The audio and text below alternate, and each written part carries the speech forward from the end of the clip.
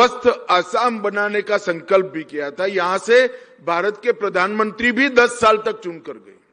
मनमोहन सिंह जी यहां से सांसद बने थे, मगर आसाम के स्वास्थ्य का सुधार नहीं किया। और 10 ही साल में आज मैं मंच से गौरव से कह रहा हूं कि भारतीय जनता पार्टी की सरकार ने आसाम को स्वास्थ्य क्षेत्र और स्वास्थ्य शिक्षा के क्षेत्र में आज स्वावलंबी बनाने का काम समाप्त कर दिया। और कांग्रेस के 10 साल में 15 साल तक हर साल 150 करोड़ रुपया, आप कल्पना करिए कितना योग होता है। बच्चे जरा गिनती कर ले, मोबाइल निकाल कर। 15 साल तक 150 करोड़ हर साल उन्होंने निकाल दिया। 9 लाख ऐसे बच्चे, इनका इलाज हो गया जिनका जन्म ही नहीं हुआ था। 390 ऐसी आंगनवाड़ी का पैसा चला गया जो कभी कंस्ट्रक्ट ही नहीं हुई थी। और गरीब बच्चों के पोषण के लिए जो पैसा दिया गया वो भी कांग्रेस की जमात के पॉकेट में चला गया। 15 साल तक हर साल 150 करोड़ रुपया स्वास्थ्य का, जो बच्चे के मुंह का निवाला है, जो बच्चे की शिक्षा की आदत बनाने की आंगनवाड़ी है और बच्चों के इलाज का है। 9 लाख बच्चे ऐसे जो जन्मे ही नहीं, इनका इलाज कर दिया इन्होंने। न जाने कैसे जादू करते हैं लोग। और उसकी जगह भारतीय जनता पार्टी की सरकार में आसाम का स्वास्थ्य का बजट जो 4000 करोड़ था, जिसमें से 150 करोड़ रुपया कांग्रेस हर साल चोरी कर जाती थी, वो बजट को 9000 करोड़ का कर हमने रुपयों को जमीन तक पहुंचाया। मित्रों, पहले 6 कॉलेज थे, अब 14 बन चुके हैं, 10 और बन चुके हैं, बनने हैं, नींव डल गई है। तो 6 की जगह 24 मेडिकल कॉलेज और 726 सीटें थी, सिर्फ 14 में अभी 1825 सीटें बनी। हेमंत जी को प्रधानमंत्री जी ने पूछा, फैकल्टी कहां से लाते हो? अस्पताल का भवन बनाना बड़ा आसान है, प्रोफेसर कहां से आएंगे इतने सारे? तो उन्होंने कहा, हम यहां पर 2.5 लाख रुपया तनख्वाह देते हैं, बच्चा एमडी होकर प्रोफेसर बनना ही पसंद करता है। मित्रों, ये जो कंप्लीट अप्रोच है, उसी से विकास होता है। कैंसर केयर के 2 अस्पताल थे, अब 17 बन चुके हैं। पहले स्वास्थ्य बीमा की कोई योजना नहीं थी। आज मैं गर्व के साथ कह सकता हूं कि भारतीय जनता पार्टी की सरकार में पहले प्रधानमंत्री जी आयुष्मान भारत योजना लाए और हेमंत विश्व शर्मा असम की योजना लाए। दोनों मिला ले तो 85% आसाम वासियों को 5 लाख तक इलाज का कोई खर्चा नहीं करना पड़ता और बाकी के सरकारी कर्मचारियों का भी इलाज सरकार करा रही।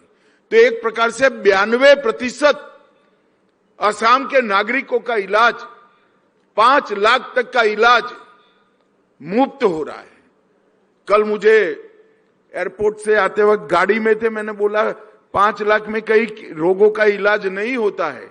तो तब से हेमंत शर्मा ने जवाब दिया कि जो ज्यादा खर्चा होता है, हमने सब इंडस्ट्री से CSR इकट्ठा करा है, इसी से हम पेमेंट कर देते हैं। जो महंगा इलाज है उसमें भी गरीब को कुछ नहीं देना पड़ता है। मित्रों, ये जो अप्रोच है, गरीब बच्चे डॉक्टर बन पाए, गरीब का इलाज हो जाए, गरीब की गाड़ी कमाई, बूढ़े माँ बाप और बच्चे की इलाज में खर्च न हो जाए, परिवार में कोई बीमार पड़ जाए तो उस पर ऋण का बोझ न हो जाए। ये जो अप्रोच है, ये शासन का अप्रोच होना चाहिए, जो हमारी सरकारों ने यहां पर इंट्रोड्यूस किया है। उन्होंने किया था 150 करोड़ रुपया गरीब के बच्चों के अपने बच्चों के लिए घर में ले जाने का। ये अंतर है 2 पार्टियों की कार्य संस्कृति के बीच में। और परिणाम भी मिले हैं। माता मृत्यु दर हर एक साल में पहले 304 होते थे, अब 105 होते हैं, 1/3 कम रह गया।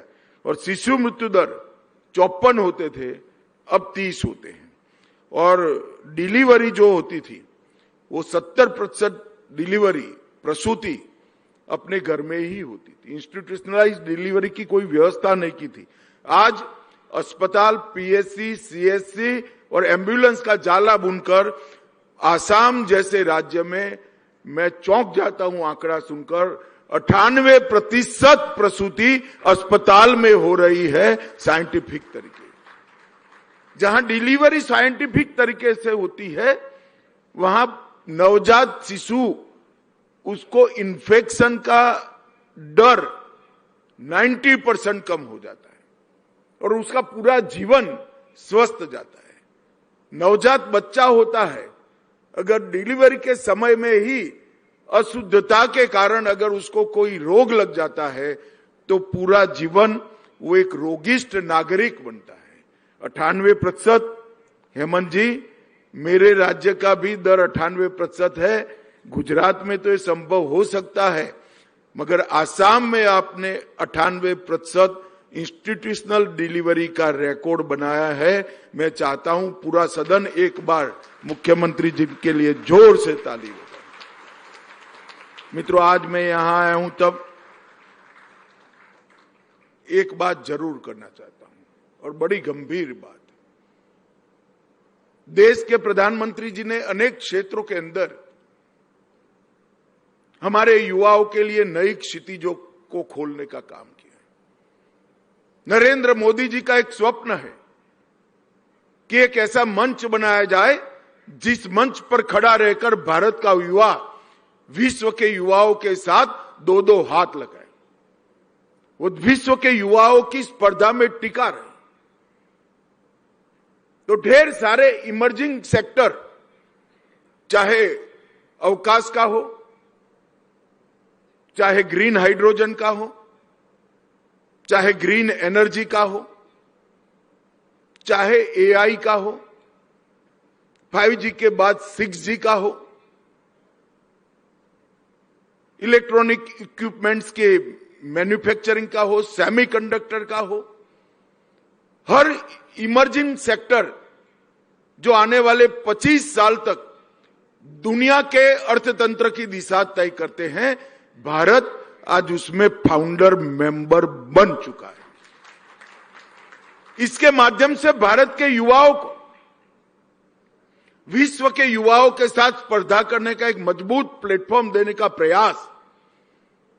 इसके लिए शिक्षा का सुधार, शिक्षा का इंफ्रास्ट्रक्चर, वो तो हम कर सकते हैं, मगर यहां मौके नहीं होंगे तो बच्चा कहां जाएगा?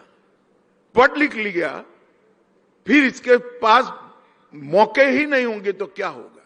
इसलिए जैसे आसाम में पहली बार 27,000 करोड़ रुपए की लागत से सेमीकंडक्टर का कारखाना डाला है, और हेमंत जी ने पूरी इंजीनियरिंग कॉलेजों की डिजाइन, जो पहले सिविल इंजीनियरिंग करते थे, केमिकल इंजीनियरिंग करते, उसको चालू तो रखा, सीटें कम कर कर इस विधाओं के लिए डाइवर्ट कर दी। इसी प्रकार से नरेंद्र मोदी जी ने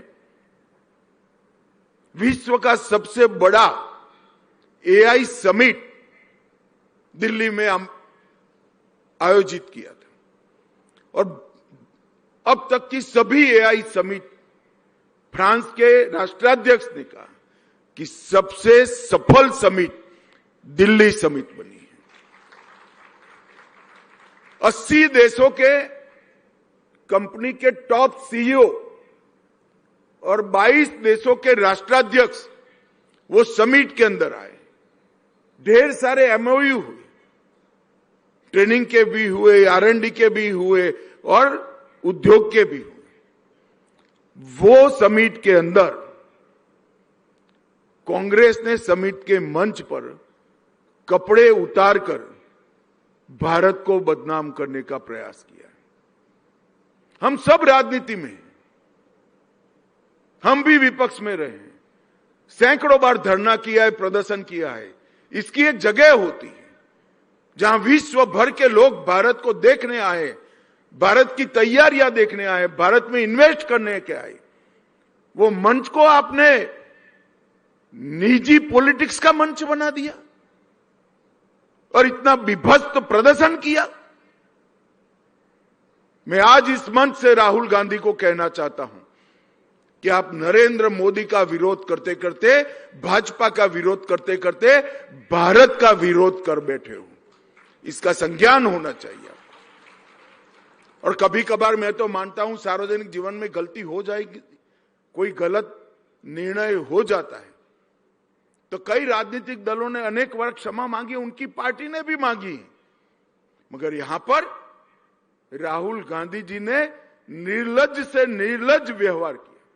क्षमा मांगने की जगह उन्होंने कहा कि आज जिसने कपड़े उतारकर अर्धनग्न होकर प्रदर्शन किया है वो कांग्रेसी मेरे बब्बर शेर है। और मैं नहीं मानता देश का कोई जिम्मेदार पार्टी, कोई जिम्मेदार राजनीतिक दल ये जो करता है इसको देश की जनता समर्थन करती है। कभी कभी वो पार्लियामेंट के दरवाजे पे बैठकर चाय पकौड़ा खाते हैं, उनको मालूम नहीं ब्रेकफास्ट करने की जगह क्या है। ये पार्लियामेंट हमारी डेमोक्रेसी की सर्वोच्च संस्था है, वहां बैठकर धरना करना भी डेमोक्रेटिक संस्कार नहीं है, मगर आप तो धरने से भी 2 कदम आगे बैठ गए, चाय पकौड़ा खा रहे हैं। ये दुनिया भर में भारत को बदनाम कर रहे हैं, भारत के लोकतंत्र को बदनाम। आज इस मंच से मैं दोनों घटनाएं जो कांग्रेस के वरिष्ठ नेता, विपक्ष के नेता राहुल गांधी के इशारे पर और उनके स्वयं के पार्लियामेंट में उनके स्वयं की सहभागिता से हुई है, मैं इसकी घोर निंदा करना चाहता हूं। और मैं नहीं मानता कि देश में कोई भी युवा इस प्रकार के एक्टिविज्म का समर्थन करेगा। विरोध हमसे है, हमारा विरोध करिए, जितना दम हो इतना विरोध करिए। पार्लियामेंट में तो बोलते नहीं हो, आप भाग जाते हो।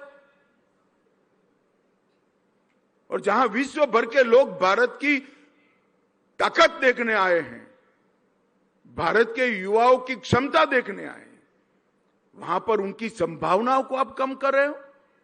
भारत की जनता आपको माफ नहीं करेगी। मित्रों, अंत में मैं हेमंत जी को बहुत बहुत बधाई देना चाहता हूं कि उन्होंने आसाम को स्वास्थ्य के क्षेत्र में न केवल आत्मनिर्भर किया है, अन्य राज्यों के दर्दियों के भी स्वास्थ्य लाभ की सुविधा की है और गरीब बच्चों को पढ़ने की व्यवस्था की है। मेरी अनेक अनेक शुभकामनाएं हेमंत विश्व शर्मा जी के साथ है।